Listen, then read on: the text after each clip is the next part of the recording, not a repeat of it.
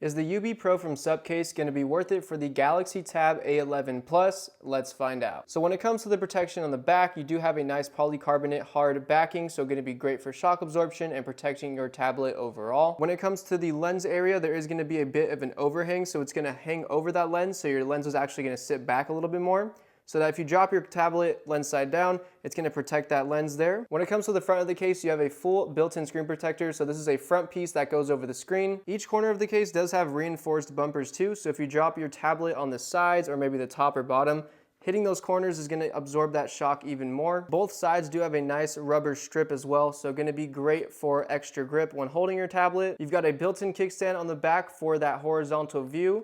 Pop that out and you can actually lock that into place.